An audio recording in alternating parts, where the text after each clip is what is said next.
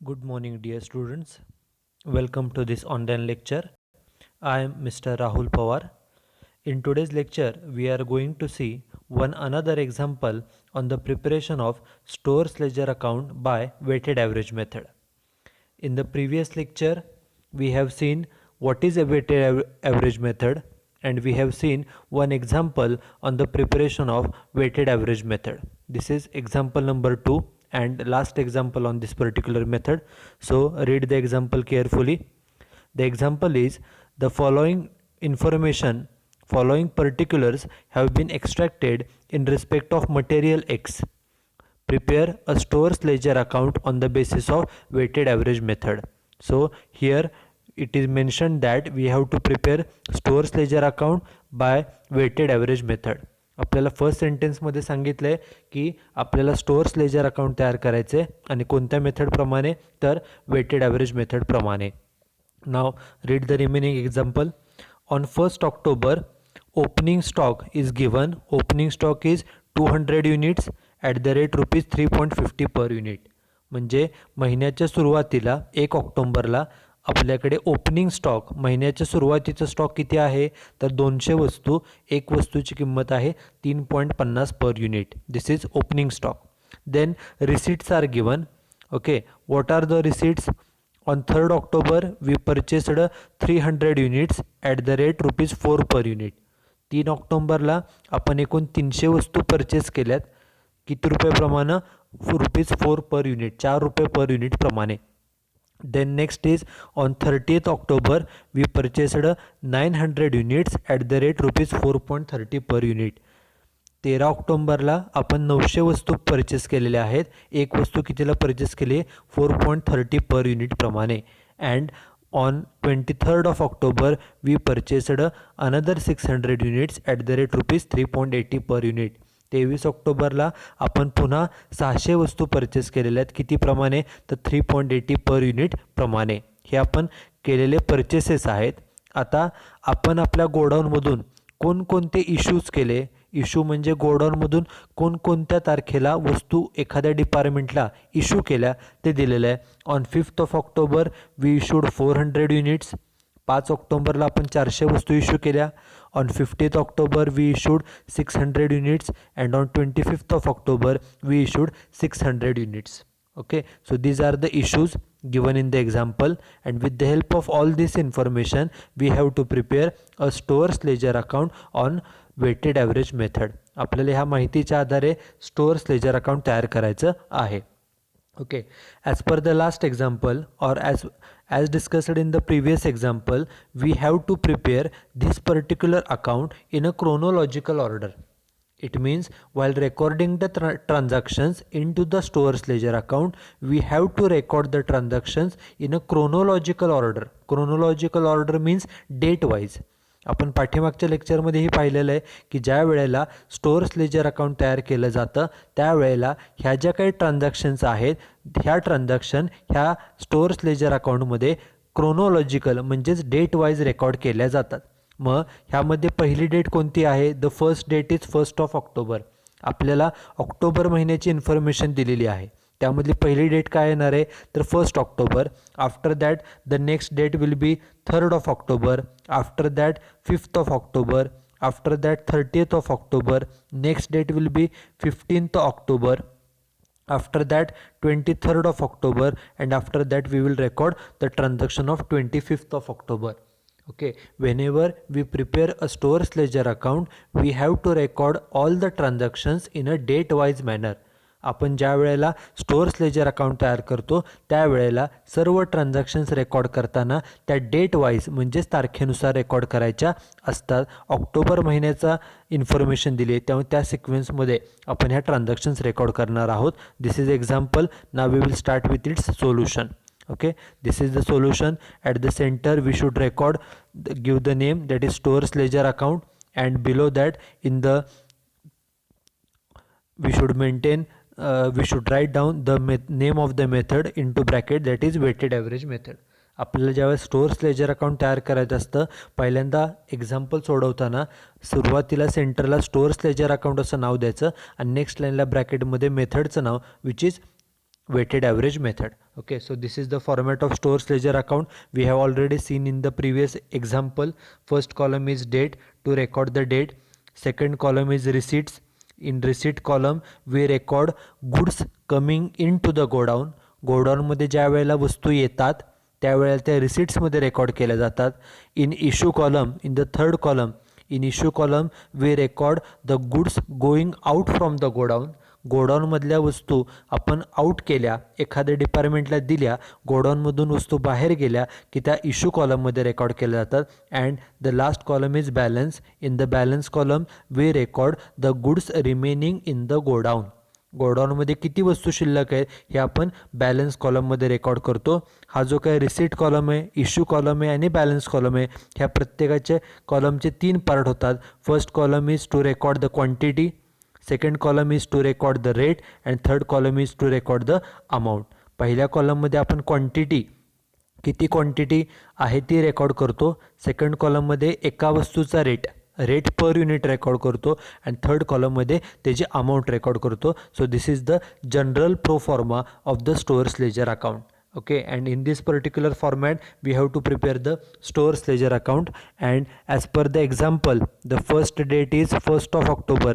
पहिली तारीख कोणती? 1 ऑक्टोबर. आणि 1 ऑक्टोबरला आपल्याला ओपनिंग स्टॉक दिलेला आहे म्हणून पहिल्यांदा मंथ रेकॉर्ड केलं ऑक्टोबर आणि तारीख लिहिली 1 आणि 1 तारखेला ओपनिंग स्टॉक आहे. बरोबर, ओपनिंग स्टॉक म्हणजे opening balance. So it is recorded in the balance column. त्यामुळे तो बॅलन्स कॉलममध्ये रेकॉर्ड होईल. किती ओपनिंग स्टॉक आहे बघा, तर 200 वस्तू 3.5 प्रमाणे म्हणून क्वांटिटीमध्ये लिहिलं 200 वस्तू, रेट 3.5 प्रमाणे. आणि अमाऊंट कशी फाइंड आउट करायची? क्वांटिटी गुणिले rate is equal to amount किती आली? 700. म्हणजे महिन्याच्या सुरुवातीला आपल्याकडे 200 वस्तू आहेत, एक वस्तू 3.50 प्रमाणे म्हणजे किती रुपयाचा स्टॉक आहे आपल्याकडं? तर 700 रुपयाचा. ही झाली 1 तारीख. नाव द नेक्स्ट. 1 तारखेनंतर पुढची डेट कोणती येईल? तर पुढची डेट येईल 3 तारीख. 3 तारखेला त्यांनी सांगितलं आहे वी परचेस्ड 300 युनिट्स. आपण वस्तू परचेस केल्या. मग सांगा, when we purchase the goods, आपण ज्या वेळेला वस्तू परचेस करतो तेव्हा गोडाऊनमध्ये वस्तू येतात. When we purchase the goods, goods comes into the godown. गोडाऊनमध्ये वस्तू येतात आणि गोडाऊनमध्ये वस्तू आल्या की ते रेकॉर्ड केलं जातं रिसीट कॉलममध्ये. So next date is 3rd of October आणि 3 तारखेला आपण किती वस्तू परचेस केल्या? 300 वस्तू 4 रुपये प्रमाणे. म्हणून बघा, क्वांटिटीमध्ये 300 युनिट्स, रेट पर युनिट 4 रुपये प्रमाणे, 300 वस्तू गुणिले 4 म्हणजे किती रुपयाचा स्टॉक परचेस केला? तर 1200 रुपयाचा स्टॉक परचेस केला. इश्यूमध्ये डॅश डॅश डॅश केलं आणि आता बॅलन्स रेकॉर्ड करायचं आहे. प्रत्येक ट्रान्झॅक्शन झाल्यानंतर after recording every transaction we have to record the balance. Okay, here we have purchased 300 units. Now what will be the closing balance? आपला stock किती होईल? तर स्टॉक लिहिण्याची पद्धत बघा. आपल्या मेथडचं नाव वेटेड ॲव्हरेज मेथड आहे. वेटेड ॲव्हरेज मेथडचं महत्त्वाचं फीचर काय? what is the main feature of weighted average method? The main feature is that the closing stock is recorded at a combined figure. Okay, closing stock लिहिताना एकत्र करून तो stock लिहिला जातो. स्टॉक कसा लिहायचा बघा, तर आपण आता 300 वस्तू परचेस केलेल्या आहेत. याच्या अगोदरचा डेटचा स्टॉक बघायचा. आपल्याकडे अगोदर किती वस्तू होत्या गोडाऊनमध्ये? तर 200 वस्तू होत्या. आपण 300 खरेदी केल्या म्हणजे एकूण वस्तू किती झाल्या? तर 500 झाल्या. आपण वस्तू परचेस केल्या म्हणजे गोडाऊनमधला स्टॉक वाढेल म्हणजे प्लस होईल म्हणून ती बेरीज केली. जुना स्टॉक किती होता तो पाहायचा. जुना स्टॉक होता 200 वस्तूंचा, नवीन स्टॉक खरेदी केला 300चा म्हणजे एकूण स्टॉक किती झाला? 500 रुपयाचा. म्हणजे आपण क्वांटिटीची बेरीज केली. तसंच अमाऊंटची पण बेरीज करायची. बघा, आपल्या जुन्या स्टॉकची अमाऊंट किती होती? 700 रुपये. आणि नवीन स्टॉक किती रुपयाचा परचेस केला आहे? 1200. 700 रुपयाचा स्टॉक होता, नवीन 1200चा परचेस केला म्हणजे एकूण स्टॉक किती रुपयाचा झाला? तर 1900 रुपयाचा. आपण अमाऊंटची बेरीज केली म्हणजे आता आपल्याकडं ह्या तारखेच्या अखेरीला 500 वस्तू आहेत आणि त्याची एकूण अमाऊंट किती आहे? 1900. मग एका वस्तूचा रेट कसा फाइंड आउट करायचा? तर जी अमाऊंट आहे 1900 त्याला भागिले क्वांटिटी 500 केलं की आपल्याला एका वस्तूचा रेट मिळेल. तो किती येईल? तर 3.8. Okay, so rate per unit find out करण्याचा फॉर्म्युला सिम्पल आहे. रेट पर युनिट कसं फाइंड आउट करायचं? अमाऊंट भागिले क्वांटिटी केलं की आपल्याला रेट पर युनिट हे मिळतं. त्यामुळे आता एका वस्तूचा दर किती झाला आहे? 3.8. म्हणजे आपल्या गोडाऊनमध्ये 500 वस्तू आहेत, एक वस्तूची किंमत 3 रुपये 80 पैसे, अशा आपल्याकडं 1900 रुपयाचा स्टॉक हा शिल्लक आहे. आता हा नवीन रेट आला आहे 3.8. इथून पुढं ज्या वेळेला आपल्याला वस्तू इश्यू करायच्या असतील, when we have to issue the goods from our godown, we should issue the goods at the rate rupees 3.80 per unit. हा जो काय नवीन रेट आलेला आहे 3.80, ह्या रेटनं वस्तू इश्यू करायच्या. हा रेट कधीपर्यंत राहतो, तर जोपर्यंत आपण नवीन वस्तू परचेस करत नाही तोपर्यंत. वस्तू नवीन खरेदी केल्या की मग हा रेट बदलतो. ओके, आता रेट किती आला आहे तर 3.80. आपली 3 तारीख झाली बघा. त्यानंतर पुढची तारीख 3, नंतर पुढची तारीख आहे 5 तारीख. 5 तारखेला काय केलं आहे, 5 तारखेला इश्यू करायचे 400 वस्तू. त्यांनी सांगितले इश्यू करायचे म्हणून डायरेक्ट इश्यू कॉलममध्ये 5 तारीख लिहिली, रिसिट कॉलममध्ये डॅश डॅश डॅश केलं. किती वस्तू इश्यू करायचे 400, क्वांटिटी 400. किती रुपयेप्रमाणे एका वस्तूचा रेट किती, तर रेट घेताना पाठीमागच्या डेटचा जो बॅलन्स आहे, बॅलन्स त्याचा रेट किती एका वस्तूचा 3.8, तो रेट घ्यायचा 3.8. मग 400 वस्तू 3.8 प्रमाणे गुणाकार किती आला 1520. म्हणजे ह्या तारखेला आपण 400 वस्तू इश्यू केल्या, एक वस्तू 3.8 प्रमाणे, म्हणजे किती रुपयाचा स्टॉक इश्यू केला 1520. आता बघा, आपण आपल्या गोडाऊनमधून 400 वस्तू इश्यू केल्यात, म्हणजे गोडाऊनमधून तेवढ्या वस्तू गेल्या, म्हणजे गोडाऊनमधला स्टॉक कमी होईल. किती शिल्लक राहील तर ते फाइंड आउट करण्यासाठी आपल्याकडचा स्टॉक गेला आहे, 400 वस्तू गेल्या म्हणजे स्टॉक कमी झाला. कमी म्हणजे लेस करायचं. मग बघा स्टॉक लिहिण्याची पद्धत, पाठीमागच्या डेटला किती क्वांटिटी होती गोडाऊनमध्ये, तर ती होती 500. 500पैकी किती इश्यू केल्या आत्ता आपण 400. 500पैकी 400 गेल्या, मग राहिल्या किती 100. म्हणून क्वांटिटी कॉलममध्ये 100 वस्तू राहिल्या, म्हणजे डायरेक्ट वजाबाकी केली क्वांटिटीची. तसंच आता अमाऊंटची वजाबाकी करूया. बघा, जुना स्टॉक जो होता तो किती रुपयाचा होता 1900. त्यापैकी आत्ता किती इश्यू केले आपण 1520. मग 1900मधून 1520 गेले, किती रुपयाचा स्टॉक शिल्लक राहिला 380 रुपयाचा.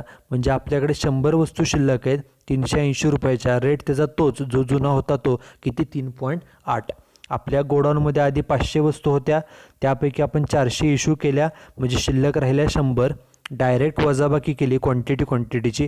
तशीच अमाऊंटची वजाबाकी, जुना स्टॉक होता 1900चा, त्यातनं 1520चा इश्यू केला, मग शिल्लक किती राहिला 380 रुपयाचा. ओके, त्यामुळे आता आपल्याकडे 100 वस्तू आहेत, एका वस्तूचा रेट आहे 3.8. 5 तारीख झाली. बघा पुढची तारीख 5 नंतर पुढची तारीख आहे ती म्हणजे 13 ऑक्टोबर. आपण परचेस केल्यात 900 वस्तू. मगाशी सांगितल्याप्रमाणे when we purchase the goods comes into the godown. आपण जेव्हा परचेसेस करतो तेव्हा गोडाऊनमध्ये वस्तू येतात, आणि गोडाऊनमध्ये वस्तू आल्या की ते रिसीट कॉलममध्ये रेकॉर्ड केलं जातं. म्हणून रिसीट कॉलममध्ये बघा डेट पहिल्यांदा लिहिली 13 तारीख, क्वांटिटी किती परचेस केली 900, एका वस्तूचा दर किती बघा 4.30, म्हणून रेटमध्ये लिहिलं 4.30. 900 गुणिले 4.30 म्हणजे किती रुपयाचा स्टॉक खरेदी केला आहे आपण, तर 3870. म्हणून अमाऊंट कॉलममध्ये आलं 3870. इश्यूमध्ये डॅश डॅश डॅश. आता बॅलन्स लिहायचा आहे. बॅलन्स लिहिताना काय करायचं, तर पाठीमागच्या डेटचा बॅलन्स किती होता, तर होत्या 100 वस्तू. नवीन किती खरेदी केल्या 900, म्हणजे एकूण स्टॉक झाला किती 1000. म्हणजे आपण डायरेक्ट ॲडिशन केली. वस्तू आपण परचेस केल्यात म्हणजे गोडाऊनमधला स्टॉक वाढणार आहे, म्हणून आपण बेरीज केली क्वांटिटीची बेरीज. तशी आता अमाऊंटची बेरीज करा. आपल्याकडे 1000 वस्तू झालेल्या आहेत. जुना स्टॉक किती रुपयाचा होता बघा, जुना स्टॉक होता 380चा. नवीन कितीचा खरेदी केला आहे तर 3870चा अमाऊंट. त्या दोन्हींची बेरीज किती 4250 रुपये. काय केलं, जसं मगाशी क्वांटिटीची बेरीज केली. ओके, क्वांटिटी जुना स्टॉक 100 वस्तूचा होता, नवीन स्टॉक खरेदी केला 900 म्हणजे झाला 1000. बेरीज केली. तसंच जुन्या स्टॉकची अमाऊंट 380 होती, नवीन स्टॉक खरेदी केला 3870 म्हणजे एकूण स्टॉक किती रुपयाचा झाला तर 4250. आता आपल्याकडे 1000 वस्तू आहेत आणि त्याची एकूण किंमत किती आहे 4250. आत्ता आपण नवीन परचेसेस केले, वस्तू परचेस केल्यावर रेट बदलतो, त्यामुळं रेट कसा फाइंड आउट करायचा, मगाशी सांगितल्याप्रमाणे rate per unit is equal to amount divided by quantity. आपल्याकडे 1000 वस्तू आहेत, त्याची एकूण किंमत 4250 आहे. मग एका वस्तूची किंमत कशी फाइंड आउट करणार? जी अमाऊंट असते त्याला क्वांटिटीनं भागलं की एका वस्तूचा रेट मिळेल. तो किती आला? तर 4.25. 4250 भागिले 1000 इज इक्वल टू एका वस्तूचा दर आलेला आहे 4.25. हा नवीन दर आता आलेला आहे. मगाशी दर किती होता? 3.8 होता. त्याच्या अगोदर 3.8 होता. त्याच्या अगोदर तो 3.5 होता. जेव्हा आपण नवीन वस्तू परचेस करतो तेव्हा आपल्या स्टॉकचा दर बदलतो. आता नवीन रेट किती आलेला आहे? तर 4.25 आलेला आहे. 13 तारीख झाली. बघा पुढची तारीख. 13 नंतर पुढची तारीख आहे 15. बघा 15 ऑक्टोबरला आपण इश्यू केल्यात. किती वस्तू इश्यू करायच्या आहेत? तर 600 इश्यू करायचे आहेत म्हणून डायरेक्ट इश्यू कॉलममध्ये बघा तारीख लिहिली 15. इश्यू कॉलम हा आहे. इश्यू कॉलममध्ये किती क्वांटिटी? 600 म्हणून क्वांटिटी 600. रेट किती रुपयाप्रमाणे इश्यू करायचा? तर पाठीमागच्या डेटचा बॅलन्स कॉलममधला रेट बघायचा. किती? 4.25 म्हणून 600 वस्तू 4.25 प्रमाणे अमाऊंट किती येईल? 600 गुणिले 4.25 म्हणजे अमाऊंट येईल 2550. बरोबर. आपण आत्ता गोडाऊनमधून 600 वस्तू इश्यू केल्यात म्हणजे गोडाऊनमधला स्टॉक कमी होईल. बरोबर. स्टॉक शिल्लक किती राहील हे फाइंड आउट करण्यासाठी वजाबाकी करावी लागेल. कशी वजाबाकी करायची पहा. तर जुना स्टॉक किती वस्तूचा होता? 1000. त्यापैकी किती इश्यू केल्या? 600. म्हणजे गोडाऊनमध्ये राहिल्या किती? 400. डायरेक्ट वजाबाकी केली क्वांटिटीची. सेम अमाऊंटची पण बघा. जुना स्टॉक किती रुपयाचा होता? 4250. त्यापैकी किती रुपयाचा इश्यू केला? 2550. तेवढा वजा करा म्हणजे शिल्लक राहिला किती? 1700. डायरेक्ट अमाऊंटची वजाबाकी केली आणि रेट जो आहे तोच किती? 4.25. जोपर्यंत आपण नवीन वस्तू परचेस करत नाही तोपर्यंत पाठीमागचाच रेट हा कंटिन्यू राहतो 4.25. म्हणजे आता आपल्याकडं 400 वस्तू शिल्लक आहेत. एक वस्तूची किंमत 4.25. 15 तारीख झाली. बघा पुढची तारीख. नेक्स्ट डेट आहे 23 तारीख. 23 तारखेला आपण परचेस केल्यात किती वस्तू? 600 वस्तू 3.8 प्रमाण 600 वस्तू परचेस केल्या. ही क्वांटिटी 3.8 हा झाला रेट आणि आपण वस्तू परचेस केल्यात 23 तारखेला म्हणून तारीख लिहिली 23. वस्तू परचेस केल्या म्हणजे गोडाऊनमध्ये वस्तू आल्या म्हणजे ते रेकॉर्ड होईल रिसिट कॉलममध्ये. मग रिसिट कॉलममध्ये बघा क्वांटिटी 600 रेट 3.8 600 गुणिले 3.8 गुणाकाराला 2280. बरोबर. 600 वस्तू ही क्वांटिटी. रेट पर युनिट सांगितलं 3.80 म्हणजे किती रुपयाचा स्टॉक परचेस केला? 2280. आता आपण नवीन स्टॉक खरेदी केला आहे आणि नवीन स्टॉक जेव्हा खरेदी करतो तेव्हा आपला गोडाऊनमधला स्टॉक हा वाढणार आहे म्हणजे इन्क्रीज होणार आहे. म्हणजे स्टॉक किती होईल त्यासाठी आपल्याला बेरीज करावी लागेल. बघा कॅल्क्युलेशन कसं येईल. मग पहिल्यांदा जुना स्टॉक किती होता बघायचा. तो होता 400. नवीन किती क्वांटिटी खरेदी केली? 600. 400 स्टॉक होता 600 खरेदी केला म्हणजे एकूण स्टॉक झाला किती? तर 1000. बरोबर. हे एक क्वांटिटीची बेरीज केली. तसेच आता अमाऊंटची बघा. जुना स्टॉकची अमाऊंट किती होती? 1700. नवीन स्टॉक किती रुपयाचा परचेस केला आहे? 2280. दोन्हींची टोटल किती? 3980. म्हणजे आता आपल्याकडं एकूण 1000 वस्तू आहेत. त्याची एकूण अमाऊंट किती आहे? 3980. आणि आपण आत्ता नवीन परचेसेस केले की वस्तूचा क्लोदिंग स्टॉकचा रेट बदलतो. म्हणून रेट कसा फाइंड आउट करायचा? एका वस्तूचा रेट फाइंड आउट करण्यासाठी फॉर्म्युला असतो अमाऊंट किती आहे? 3980 भागिले क्वांटिटी किती आहे? तर 1000. मग 3980ला 1000ने डिवाईड केलं. एका वस्तूचा रेट किती मिळाला आपल्याला? तर 3.98. मगाशी रेट होता 4.25. ज्यावेळेला आपण वस्तू परचेस करतो तेव्हा तो रेट बदलतो आणि आता नवीन रेट किती आलेला आहे? तर 3.98 एवढा रेट हा आलेला आहे. ओके. 23 तारीख झाली. 23 नंतर आता लास्ट कोणती तारीख आहे? तर 25 ऑक्टोबरला आपण इश्यू केले. किती इश्यू करायचे आहेत? 600. म्हणून तारीख घेतली 25. इश्यू करायचे आहेत म्हणजे ते येणारे डायरेक्ट इश्यू कॉलममध्ये म्हणून रिसिट कॉलममध्ये डॅश केलं. किती इश्यू करायला सांगितलेत बघा.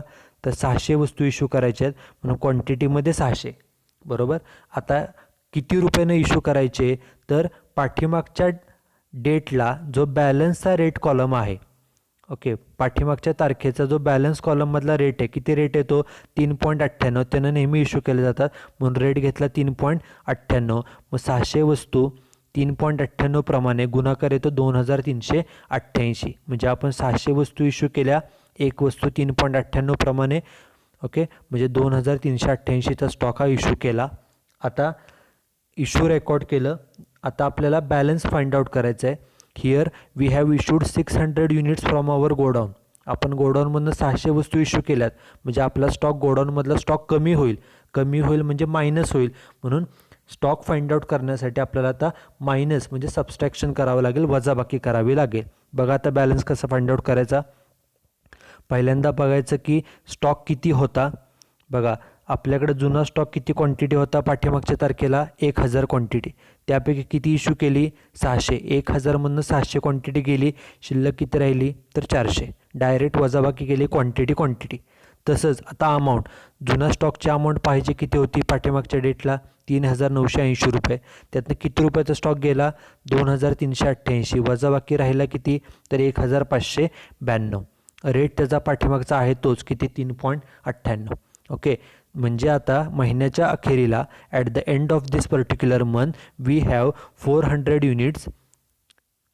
The rate per unit is 3.98 and its total amount is 1592. महिन्या अखेरीला आपल्याकडे 400 वस्तू शिल्लक आहेत. एका वस्तूचा रेट पर युनिट हा 3.98 आहे आणि अशा आपल्याकडं 1592 रुपयाचा स्टॉक हा शिल्लक आहे. ओके, सर्व ट्रान्झॅक्शन झाल्यात का बघा. ओपनिंग स्टॉक झालेला आहे 3 ऑक्टोबर, 13 ऑक्टोबर, 23 ऑक्टोबर ह्या सर्व परचेसेसच्या ट्रान्झॅक्शन रेकॉर्ड केल्या, इश्यूच्या सुद्धा ट्रान्झॅक्शन रेकॉर्ड केल्या. And in this way we have prepared this particular stores ledger account by weighted average method. Okay, here you should remember that while preparing the stores ledger account we have to prepare 4 columns. First column is date, to record the date of the transaction. Second column is receipt, in which we record the goods coming into the godown. गोडाऊनमध्ये वस्तू आल्या की ते रिसीटमध्ये record केलं जातं. The next column is issue. In this particular column we record the goods going out from the godown. गोडाऊनमधून वस्तू बाहेर गेल्या की ते इशू कॉलममध्ये रेकॉर्ड केलं जातं. Suppose if there is any burglary. Okay, जर बिझनेसमध्ये गोडाऊनमध्ये समजा चोरी झाली, थेफ्ट झाली, तर वस्तू गेल्या, चोरांनी वस्तू घेऊन गेल्या, वस्तू गोडाऊनमधनं बाहेर गेल्या, it is recorded in the issue column. And the last column is to record the balance. In this column we record the goods in the godown, okay, after a particular transaction. प्रत्येक transaction झाल्यानंतर गोडाऊनमध्ये किती वस्तू शिल्लक आहेत हे त्या balance कॉलममध्ये रेकॉर्ड केलं जातं. So this is all about the preparation of stores ledger account by weighted average method. So that's it for today's lecture. In this today's lecture we have seen the example on the weighted average method. You should note down this example and solution in your notebook. So thank you very much.